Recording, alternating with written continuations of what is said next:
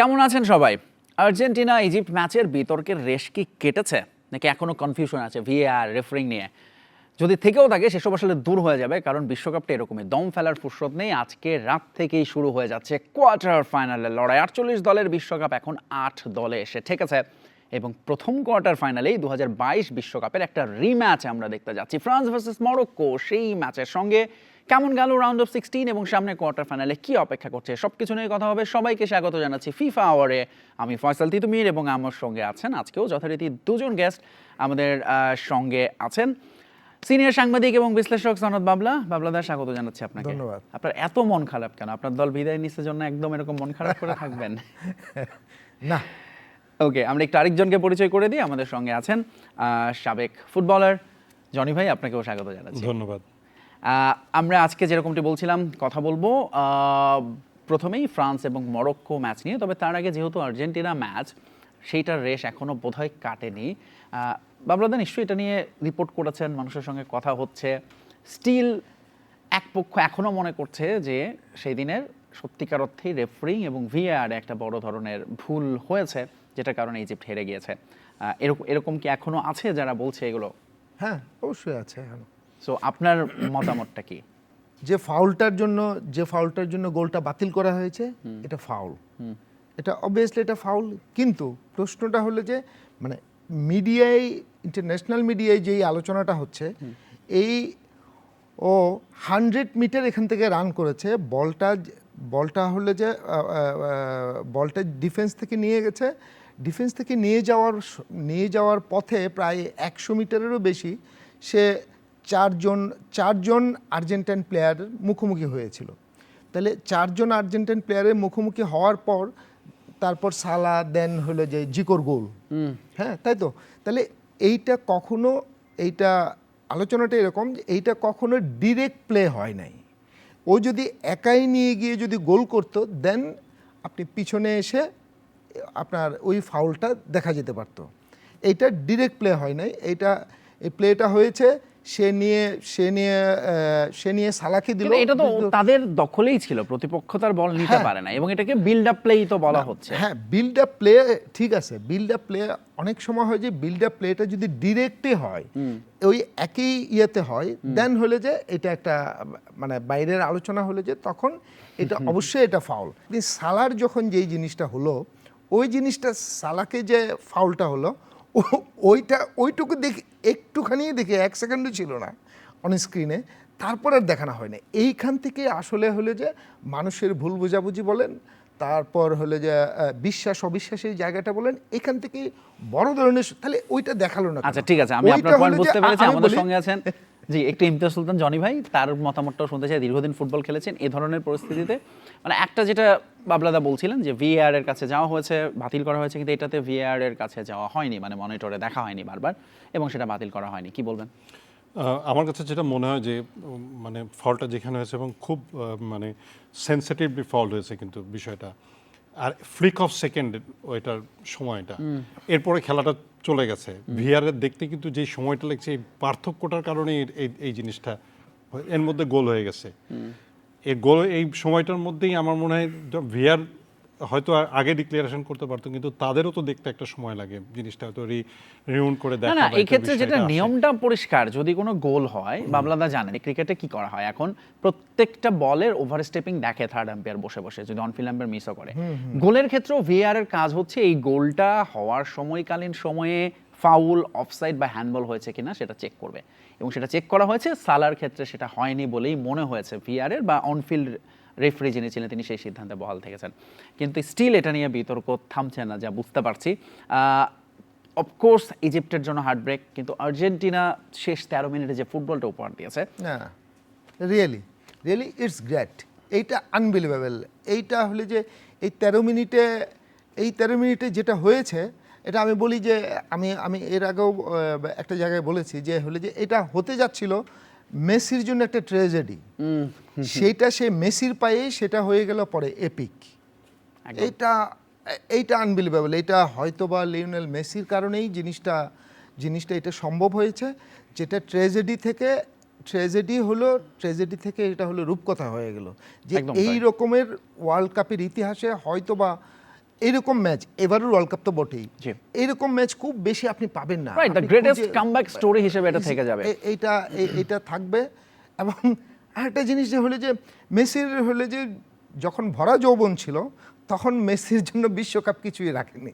Messi যখন হলে যে গধূলিবেলার মানুষ তখন হলে যে মেসির জন্য দু হাত ধরে বিশ্বকাপ সব কিছু রেখেছে। এইটা হলে যে আনবিলিভেবল। মানে Right, এখন 39-এ একটা প্লেয়ারের সেই যৌবন নাই যে হলে যে 23 বা 25-এর একটা প্লেয়ারের সঙ্গে সে লড়াই করবে। But he managed himself at the 39 যে মানে হাউ টু ফাইট। অফকোর্স তিনি খুবই সম্প্রতি 39তম জন্মদিনে পালন করেছেন। হয়তোবা বয়সটা তার 40ও হয়ে যেতে পারে, সাধারণত যেটা হয় ছোটবেলা থেকে এই পর্যন্ত। অনেক সময় আমরা উইকিপিডিয়া বা বিভিন্ন জায়গায় বয়স দেখি তো। কিন্তু এই প্রসঙ্গটা আমি আসতে যাচ্ছিলাম, লিওনেল মেসি গতবার বিশ্বকাপ জিতলেন এবং বলা হলো তিনি সব কিছু তো আসলে পেয়ে গিয়েছেন, বাট স্টিল এই ওয়ার্ল্ড কাপে তার খেলা দেখে জনি ভাই আপনি কি বলবেন যে তার বয়স আসলে 40 নাকি 25? আসলেই মানে এটা জাজ করা খুব কঠিন হয়ে যায়। আর একটা জিনিস বিষয় হচ্ছে যে কোনো খেলোয়াড় যখন মাঠে যায় তখন কিন্তু he doesn't look his age, ও তার সেই পিছনের দিকে তাকায় না। সে কিন্তু মনে করে নিজেকে যে আমি 25, আমাকে ফাইট করতে হবে, আমি 25-এর সাথে 19-এর সাথে ফাইট করছি। তো এই বিষয়টা কিন্তু থেকে যায় মনের মধ্যে। তো মানসিক ভাবে সে কিন্তু এটার জন্য প্রস্তুতি নিয়ে থাকে, যার জন্য এটা বোঝা মুশকিল খুব।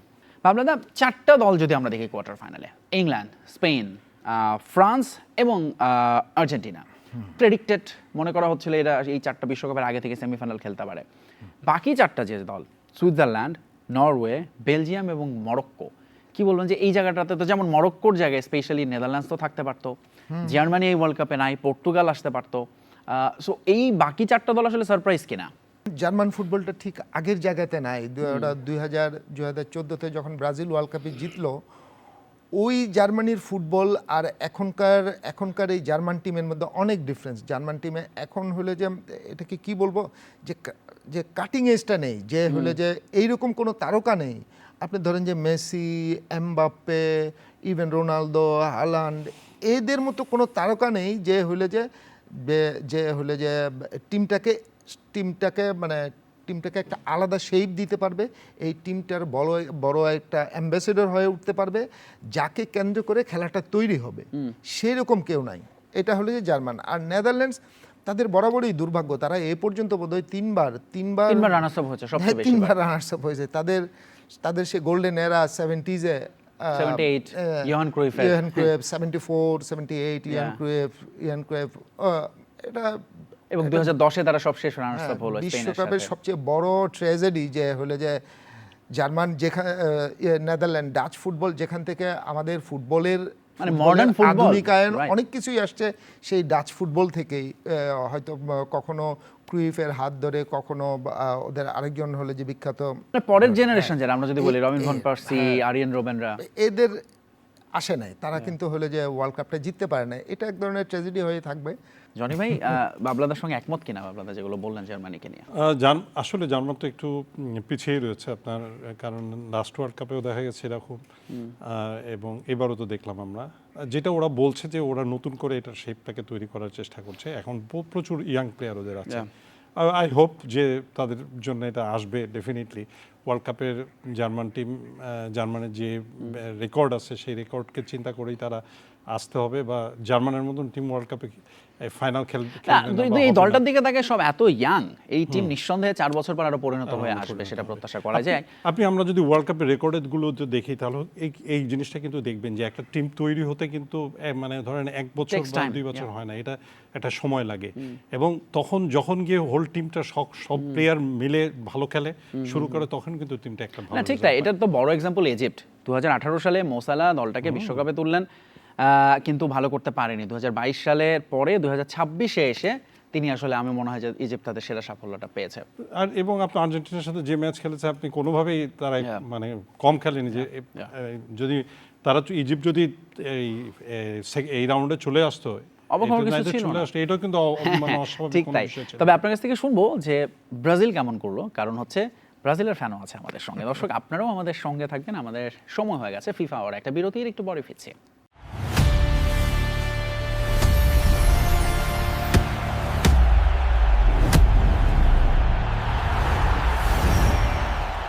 আপনি তো বলছেন জার্মানি উইল কাম ব্যাক, বা গত 3টা বিশ্বকাপ খারাপ গিয়েছে। ব্রাজিলের তো এই খারাপ চলছে 2002 বিশ্বকাপের পর থেকে, এবং তারা আগামীতে যে ফেরত আসবে ভালোভাবে সেটার কোনো সম্ভাবনা দেখেন কিনা?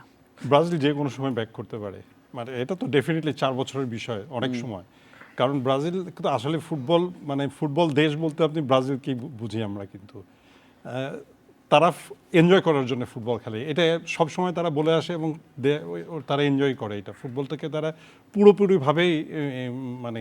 কিন্তু ফ্যানেরা তো এনজয় করতে পারছে না, কারণ ট্রফি জিততে পারছে না ব্রাজিল। এটা তো ট্রফি, ফুটবল খেলাটা কিন্তু শুধু ট্রফির জন্য না। কিন্তু তারা তো ট্রফির কথাই বলে, 5টা ট্রফি জিতেছে ব্রাজিল সর্বোচ্চবার। সেই দল, সবচেয়ে সফল দল, যদি ট্রফি না জেতে, এটা তো তাদের জন্য একটু হয়তো আক্ষেপের তারা, বিষয়। আমার কাছে মনে হয় তারা অপেক্ষা করছে কেউ আগে 5টা আবার জিতে নিক, তারপর আমরা 6 নম্বরটা বাহ জিতবো। বাহ, সুন্দর যুক্তি, থ্যাংক ইউ। বাবলাদা, আপনার কাছে একটু শুনি তাহলে, আপনিও কি আসলে এরকমই অপেক্ষায় আছেন যে? না, রিয়েলিটি হলো যে আমরা একটু রিয়েলিটিতে আসি। জি। রিয়েলিটি হলো যে আসলে ব্রাজিল টিম এবারে এমন কোনো আহামারি টিম ছিল না। এটা ব্রাজিল টিমের বড় বড় প্লাস পয়েন্ট ছিল এবার হলো যে কোচ আনচেলত্তি যদি না হতেন, তাহলে হতে যে জাপান ম্যাচে ব্রাজিল বিদায় হয়ে যেতে পারতো। পারতো, কারণ হলো যে মানে টেকনিশিয়ান ফুটবলে অনেক অনেক বড় বিষয়।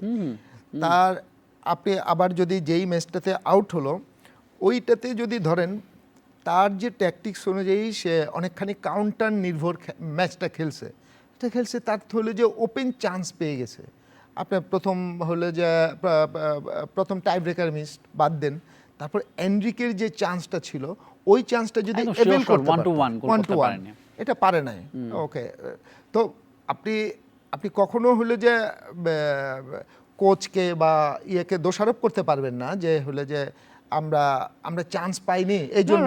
কার্লোর চুক্তি কিন্তু 2030 পর্যন্ত, এবং আপনার তার মানে মনে হয় যে অবশ্যই সেই সময় পর্যন্ত কার্লোকে রেখে দেওয়া উচিত। কারণ এই টিমের মধ্যে আপনি দেখবেন যে হলো যে কোনো ক্রিয়েটিভ মিডফিল্ডার ছিল না, যার ফলে তাদের মিডফিল্ড ডমিনেটিং ফুটবলটা হচ্ছিল না। আর ব্রাজিলের ট্রেডিশনালি ছিল ওদের 2 ফুলব্যাক দিয়ে খেলা, 2 ফুলব্যাক অলওয়েজ অ্যাটাকে উঠবে। সে কার্লোসের মতো কোনো প্লেয়ারও নাই, কাফুর মতো নাই, মানে লেফট ব্যাক এবং রাইট ব্যাকের বড় দুর্বলতা ছিল, বড় দুর্বলতা, যার ফলে এই টিমটা একটা মোটা দাগের একটা হলে যে মোটামুটি মানের একটা টিম ছিল। এখন এইটা যদি অনেক সময় হয় কি, খেলতে খেলতে টুর্নামেন্ট যত এগোই তত কনফিডেন্স বাড়ে, সেটা যদি হতো তাহলে একরকমের হতে পারতো, সেটা হয়নি। সুতরাং আপনারা এখন কখনো মিশরের সাপোর্টার হয়ে যাচ্ছেন এবং ভালো খেলার সাপোর্টার, এবং আর্জেন্টিনাকে ফিফা সাহায্য করছে বলে আপনি মনে করছেন? ওকে, আমরা একটু আগে আমি বলছি লিওনেল মেসি যতদিন থাকবে, লিওনেল মেসি হলো যে এই ওয়ার্ল্ড কাপটা যদি ফাইনাল পর্যন্ত যায়, ফাইনাল হলে যে এক ম্যাচের খেলা, সেটা কার হাতে যাবে জানে না। এটা হলে মেসি যে কোনো কিছুই করতে পারে, এটা হলে যে রিয়েলিটি। এটা ওকে, আমরা আসলে ব্রাজিল আর্জেন্টিনা নিয়ে তো কথা বলছি, কিন্তু চোখ রাখতে হবে রাতের ম্যাচে, ফ্রান্স ভার্সেস মরক্কো। এই ম্যাচের সময় নিশ্চয়ই 2022 বিশ্বকাপ সেমিফাইনালের কথা মনে পড়ছে। অবভিয়াসলি মনে হচ্ছে এটা, এবং আমার মনে হচ্ছে যে আরো অনেক বেটার খেলবে মরক্কো। ওকে, অনেক বেটার খেলবে তারা, কারণ ফ্রান্সের সাথে খেলার এক্সপিরিয়েন্স তাদের রয়েছে, যেটা গতবার তাদের ছিল না। এবারও তারা কিন্তু অনেক মানে নিজেদেরকে অনেক ধৈর্য সহকারে এবং খেলার মধ্যে তারা নিজে অনেক প্ল্যানিং চেঞ্জ করে খেলতেছে। তার মধ্যে মানে বেশ কিছু থিওরি আছে তাদের খেলার মধ্যে, যেটা দিয়ে তারা ওয়ার্ল্ড কাপে পর্যন্ত এসেছে, সাফল্য পেয়েছে। মানে তারা হচ্ছে সেই দল যারা এই বিশ্বকাপে এখনো ম্যাচ হারেনি, এবং গত বিশ্বকাপ থেকে ধরলে ওই যখন সেমিফাইনালের আগ পর্যন্ত টানা জিততেছিল, এইবারও তাই। কিন্তু ধরেন আপনি যেটা বললেন ইজিপ্ট নিয়ে, তারা যদি এই পর্বে আসতো, আর্জেন্টিনা খানিক অবাক হওয়ার কিছু ছিল না। সেম গোজ উইথ কি মরক্কো, আফ্রিকান আরেকটা দল যারা আসলে এই পর্যন্ত গতবার সেমিফাইনালে মনে হচ্ছিল একটা অঘটন, এবার তো আর সেটা না। যেহেতু আপনার মরক্কোর এক্সপিরিয়েন্স ছিল না গতবারও, তারা মানে এর আগে কখনো তারা সেমিফাইনাল খেলেনি, আর এবার কোয়ার্টার ফাইনাল খেলছে, ডেফিনেটলি তাদের অনেক এক্সপিরিয়েন্স হয়েছে। তারা টিমটাকে ওইভাবে ব্যালেন্স করে মানে খেলবে তারা নিজেরা, এবং সেমিফাইনালের মতন এটার পরে সেমিফাইনাল খেলার জন্য তারা নিজেদেরকে প্রস্তুত করে রাখছে বলে মনে হচ্ছে। যদিও বাবলাদা কার্ডের কথা বলছিলেন, মরক্কোর জন্য টেনশন আছে, 5টা ইয়েলো কার্ড আছে, সো তাদের একটা টেনশন যে যদি এই ম্যাচ কোনোভাবে পারও হয়, আরেকটা কেউ যদি ইয়েলো কার্ড হজম করে বসে, নেক্সট ম্যাচ সে খেলতে পারবে না সেমিফাইনাল। কিন্তু আমরা একটু 2022-এর সেমিফাইনাল নিয়ে আরেকটু কথা বলতে চাই, কারণ সেই ম্যাচে আপনার কাছে কি মনে হয় যে ফ্রান্স অবশ্যই যোগ্য দল হিসেবে জিতেছে, বাট মরক্কো নেক টু নেক একেবারে ফাইট করেছিল, বল পজিশনে 61% ছিল মরক্কোর দখলে, এবং আমার মনে হয় খুব ক্লোজ কল, মানে তারা দুটো গোলে হেরেছে যদিও, গোল লাইন এটা মার্জিন, কিন্তু খেলা দেখে বোধহয় ওই মার্জিনটা আসলে বোঝা যায় নাই। হ্যাঁ, আমার কাছে মনে হয় সেই মরক্কো ছিল এইবারের চেয়েও অনেক বেশি স্পিরিটেড মরক্কো ছিল। আর এইবারে যে মরক্কো এসছে, মরক্কো যথেষ্ট ভালো। মরক্কো হলে যে আমি হাকিমিকে যতই দেখি ততই অবাক হই। এই প্লেয়ারটা কখনোই আমার মনে হয় না সে একজন ডিফেন্ডার। আমি যতবারে হয়তোবা এই খেলার মরক্কোর ম্যাচটা দেখার সময় হয়তো মোবাইল নিয়ে একটু করতে, আবার যখন চোখটা দেখি ও অ্যাটাক করছে, দেখি যে ও অ্যাটাকিং, মানে এটা হলে যে এটা আনবিলিভেবল। হ্যাঁ, এবং এই ক্ষেত্রে আমি আপনাকে একটা ইনফরমেশন দিই, সেটা হচ্ছে ডিফেন্ডারদের মধ্যে ওয়ার্ল্ড কাপে সবচেয়ে বেশি চান্সেস ক্রিয়েট করেছেন হচ্ছে এই আশরাফ হাকিমি। 15টা গোলের সুযোগ তিনি তৈরি করেছেন, অসাধারণ, আনবিলিভেবল। আরেকটা জিনিস হলো ফ্রান্সের, আমার মনে হয় যে ফ্রান্সের এবারের বড় সুবিধাটা হলো ফ্রান্স এই মরক্কোকে চেনে, এত ভালোভাবে চেনে ফ্রান্স, এই মরক্কো অঘটন ঘটাতে পারে। সুতরাং ফ্রান্স অনেক বেশি কশাস থাকবে এই টিমে। আর ফ্রান্সের একটা বড় সুবিধা হলো তার অ্যাটাকিং লাইনটা, তার ফরওয়ার্ড লাইনটা এত মারাত্মক। সে নট অনলি এমবাপ্পের দিক, সে ধরেন যে এমবাপ্পে অফ থাকতেই পারে, ডেমবেলে আছে, ওলিজে আছে, বারকোলা নামছে, আপনি কাকে ছেড়ে কাকে, এত বোধহয় দেশমের মতো এত সুযোগ, মানে এত বেশি তার অপশন, সেটা অন্য কারো কাছে নাই। 2018, 22, 26 আপনি ফ্রান্স টিম কখনো তার এই স্ট্যান্ডার্ড থেকে কখনো নিচে নামবে না, এবং সামনেও নামবে না। ফ্রান্স টিমের একটা বড় সুবিধা হলো ফ্রান্স টিমে ইউরোপিয়ান আর আফ্রিকান একটা মিক্সচার আছে, ইউরোপিয়ান টেকটিক্স আছে, আফ্রিকান পাওয়ার আছে। এই জিনিসটা ফ্রান্স টিমে কখনো সামনের দিনগুলোতে কখনো মিসিং হবে না। আপনি দেখবেন ফ্রান্স আগামী 3টা বিশ্বকাপও ফ্রান্স সেমিফাইনাল খেলবে, তার এখানে কখনো তার ট্যালেন্টের অভাব হবে না। কারণ আপনি জিদান ফ্রান্সের হয়ে খেলেছেন, তার ছেলে খেলেছে আলজেরিয়ার হয়ে। সুতরাং এদের রুটগুলা আফ্রিকার সঙ্গে থাকার কারণে আফ্রিকার অনেক ট্যালেন্টেড ফুটবলার এরা হলে যে ফ্রান্সে চলে আসে খুবই স্বাভাবিকভাবে, এবং যেটা আবার অন্যান্য অনেক দলের ক্ষেত্রে এই সুযোগটা নাই। অঘটন না ঘটলে ফ্রান্সের ফেভারিট। ওকে, একই কথা বলেছেন জনি ভাইও, কিন্তু আমরা ফ্রান্সকে গত ম্যাচে দেখেছি রাউন্ড অফ 16-এ তারা কিন্তু একটু স্ট্রাগল করতে হয়েছে এগেনস্ট প্যারাগুয়ে। তারা দেখিয়ে দিয়েছে যে ফ্রান্সকে আসলে আটকানো যায়, থামানো যায়। সেটা নিশ্চয়ই আরেকটু বেশি অনুপ্রেরণা দেবে মরক্কোকে। জনি ভাই কি বলবেন? যেহেতু মরক্কো অনেক মানে এখন বেশ এক্সপিরিয়েন্স হয়ে গেছে বলতে গেলে ওয়ার্ল্ড কাপে, তারা গতবার সেমিফাইনালিস্ট, এবারও তারা কোয়ার্টার ফাইনাল খেলছে এবং একই দলের সাথে সো এটা আমি মনে করি যে তাদের জন্য, মানে তারা তাদের নিজেদের খেলাকে ধরে রাখার জন্য এবং ওয়ার্ল্ড কাপের টপে যাওয়ার পর্যন্ত শেষ চেষ্টা করবে। রাইট। আরেকটা বিষয় কিন্তু আপনার যে ইউরোপের ওদের সব প্লেয়ারই ইউরোপের সব লিগ খেলতেছে, তো এটাও তো তাদের জন্য একটা অ্যাডভান্টেজ। যে লড়াইয়ের ভেতরেও থাকে লড়াই, অর্থাৎ ফ্রান্স এবং মরক্কোর ম্যাচ নিয়ে যখন আমরা কথা বলছি, বেশ কিছু নাম তো আসবে। এমবাপ্পে, তার সামনে গোল্ডেন বুটের হাতছানি, অন্যদিকে 2 গোলরক্ষকেরও লড়াই হতে পারে খেলা যদি টাই ব্রেকে যায়। ইয়াসিন বুনো কি আরও একবার রুখে দাঁড়াবেন, আর অন্যদিকে মাইগনান আছেন ফরাসি গোলরক্ষক। সব কিছু নিয়ে আরও কথা হবে, আমাদের সঙ্গেই থাকবেন, কোথাও যাবেন না। ফিরছে একটু পরেই, চলছে ফিফা আওয়ার।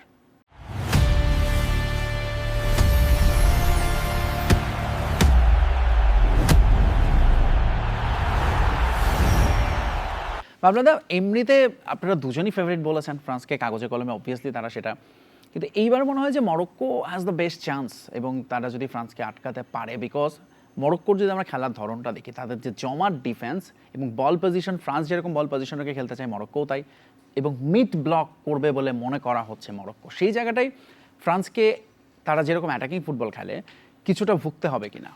ঠিক আগের ম্যাচটায় প্যারাগুয়ের সঙ্গে যে ম্যাচটা ছিল, প্যারাগুয়ে হয়তো দেখবেন প্যারাগুয়ে হেরে গেছে, কিন্তু হলে যে প্যারাগুয়ের ওই ম্যাচটা যদি আপনি বিশ্লেষণ করেন, দেখবেন যে প্যারাগুয়ের কোচ হলে যে ফ্রান্সকে খুব ভালোভাবেই সে বিশ্লেষণ করেছে, এবং প্রথম থেকেই একদম ফ্রম দ্য ভেরি বিগিনিং সে হলে যে ফিজিক্যাল ফুটবল খেলার দিকে গেছে, এবং ফিজিক্যাল ফুটবল যখন খেলেছে, ফিজিক্যাল ফুটবল খেলার ফলটা হলো 1-0 গোল, মাত্র 1-0 গোলে হারা। কারণ ওরা যখনই ওরা ফ্রান্সকে খেলতে দেয় না, Yeah, yeah. লিটারেলি হলে যে ফ্রান্সকে খেলতে দেয় না, নেগেটিভ ফুটবল খেলেছে, ডার্টি ফুটবল খেলেছে, বাট দেয়ার স্ট্র্যাটেজি ওয়ার্কড।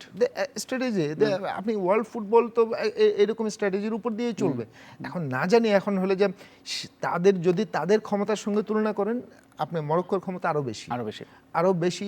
আপনি হুনোস যদি তার ফ্রন্ট লাইনে 2-1 জনকে যদি অফ করে দেওয়ার মতো ওর যদি ট্যাকটিক্স হয়, তাহলে ফ্রান্সকে ভুগতে হতে পারে। স্পেশালি ধরুন ফ্রান্সের যেটা হচ্ছে, ওলিসে 5টা অ্যাসিস্ট করেছে, এমবাপ্পেকে দিয়ে গোল করাচ্ছে, এখন ওলিসের সঙ্গে কানেকশনটা বন্ধ করে দিতে চাইবে মরক্কো মাঝখানে দাঁড়িয়ে। আমরা যদি দেখি একটু মরক্কোর দিকে তাকাই, তারা হচ্ছে আফ্রিকার প্রথম দল যারা আগের বিশ্বকাপে টানা 5 ম্যাচ অপরাজিত ছিল, এইবারও তাই, অর্থাৎ টানা দ্বিতীয় সেমিফাইনালের পথে আছে আফ্রিকান দল হিসেবে। মরক্কো অন্যদিকে ফ্রান্সের সামনে টানা তৃতীয় সেমিফাইনাল খেলা হাতছানি, যে ঘটনাটা এর আগে ঘটিয়েছে মাত্র দুটো দেশ, জার্মানি এবং ব্রাজিল, সেটাও বহু বছর আগে। সো ফ্রান্স অবভিয়াসলি উঠছে রীতিমতো, কিন্তু তাদের সামনে নিশ্চয়ই শক্ত চ্যালেঞ্জ ছুড়ে দেবে মরক্কো। যেটা বলছিলাম যে মরক্কোর খেলার যেটা স্টাইল, সেটা আসলে ফ্রান্সকে আটকে দেওয়ার জন্য তারা আজকে নিশ্চয়ই ট্যাকটিক্সটা ওরকমই থাকবে যে ফ্রান্সের অ্যাটাকগুলো তাদের থামানো, অ্যাট দ্য সেম টাইম নিজেরা কাউন্টার অ্যাটাকে যাওয়ার চেষ্টা করবে। তাই মনে হয়, কারণ ফ্রান্সের ফরওয়ার্ড লাইন যত স্ট্রং, সেই তুলনায় কিন্তু মরক্কো সেই অবস্থায় না। যেমন এমবাপের মতন প্লেয়ার তাদের কাছে আছে, ডেম্বেলের মতন প্লেয়ার রয়েছে। তো এই জায়গায় আমার কাছেও মনে হয় যে তারা কিছুটা ডিফেন্সিভ করে খেলবে এবং আগে নিজেদেরকে সেভ করবে, তারপরে অ্যাটাকে যাবে, এটাই তারা করবে। কিন্তু মিশরকে মরক্কোকে আপনার ছোট করে দেখার কোনো উপায় এই নেই। দলটা টানা 34 ম্যাচ ধরে অপরাজিত, জনি ভাই। এটাই 2025 বলে সালের দেওয়া অগাস্টে লাস্ট হারছে এরা। সো দুর্দান্ত ফর্মে আছে আসলে এই দলটাও। একই সাথে আমরা যদি একটু নজর দিই এবার দলগুলোর স্কোয়াডে, দুটি দলের, অর্থাৎ দুটো দলে একটা ইনজুরির খবর আছে। ফ্রান্সের অন্যতম যিনি প্রত্যেকটা ম্যাচে স্টার্ট করেছেন, তাদের রিয়াল মাদ্রিদের মিডফিল্ডার চুয়ামেনি এই ম্যাচে ইনজুরিতে। অন্যদিকে মরক্কোর জন্য টেনশন, তারা সাইবারিকে পাবে কিনা এখনও জানে না প্রথম থেকে। গত ম্যাচেই আমরা দেখেছি তিনি ইনজুরিতে পড়েছিলেন এগেনস্ট কানাডার সঙ্গে যে ম্যাচটা হয়েছিল সেখানে, এবং সেই জায়গাটায় রাহিমি নেমে কিন্তু ভালো করেছেন। সাইবারি হলে অপোনেন্ট টিম ফ্রান্স একটু ভয় পেত, সেইটা একটা ভয়ের জায়গা ছিল। আমার কাছে মনে হয় কি ম্যাচটা ফার্স্ট হাফে মরক্কো চাইবে গোললেস থাকতে, মরক্কো কোনো গোল কনসিড না করার চেষ্টা করবে। সেকেন্ড হাফে গিয়ে মরক্কো কাউন্টার অ্যাটাকে চেষ্টা করবে। কাউন্টার অ্যাটাকে যদি সেকেন্ড হাফের, আপনি দেখবেন যে এইবারের ওয়ার্ল্ড কাপের একটা ট্রেন্ড, সেকেন্ড হাইড্রেশন ব্রেকের পর গিয়ে 40% গোল হয়। এই 25টা মিনিট খুবই ভাইটাল। খেলা বদলে যাচ্ছে আসলে এই 25টা মিনিটে খেলা যে কোনোভাবেই বদলে যেতে পারে। এবং যদি আপনার যদি মরক্কো যদি একটা গোল যদি দিয়ে বসতে পারে, তাহলে ওই অল্প সময়ের মধ্যে ফ্রান্সের আসলে ব্যাক করাটা বড় কঠিন হয়ে যাবে। গোল্ডেন বুটের লড়াইটা বেশ জমে উঠেছে। সবচেয়ে বেশি গোল এখনো পর্যন্ত লিওনেল মেসির, এবং সবচেয়ে বেশি অ্যাটেমও তার গোলের।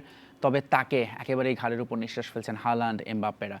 গোল্ডেন বুটের এই যে জনি ভাই যে লড়াইটা চলছে, সাধারণত বিশ্বকাপে এরকম একসাথে 3-4 জন স্কোর করছে দেখা যায় না, তাই না?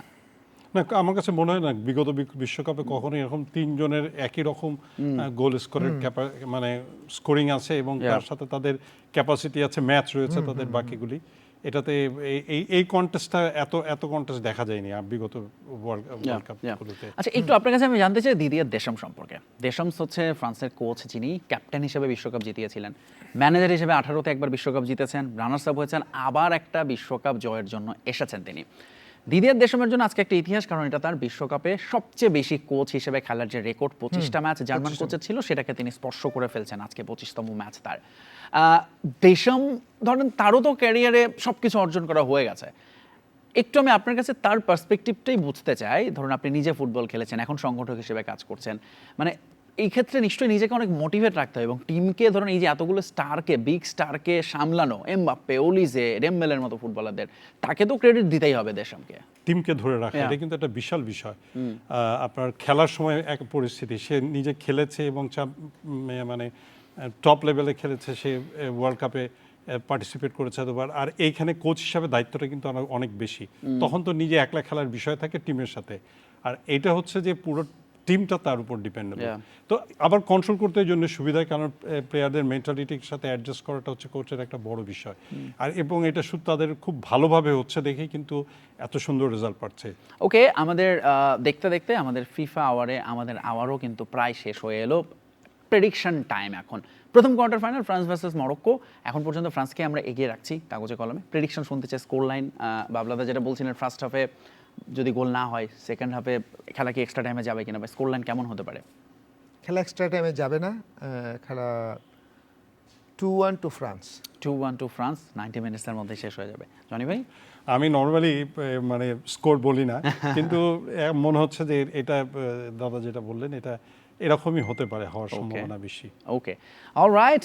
দর্শক, আপনাদের প্রেডিকশন কি সেটাও নিশ্চয়ই জানাতে ভুলবেন না। বিটিভির সঙ্গে থাকবেন, বিটিভিতে খেলা দেখবেন, সবগুলো ম্যাচ সরাসরি দেখানো হচ্ছে এবং আমরা এই বিশ্বকাপ ঘিরে আমাদের নিয়মিত আয়োজন ফিফা আওয়ার নিয়ে হাজির থাকবো আবারও। আজকের মতো ফয়সাল তিতুমির আমি বিদায় নিচ্ছি।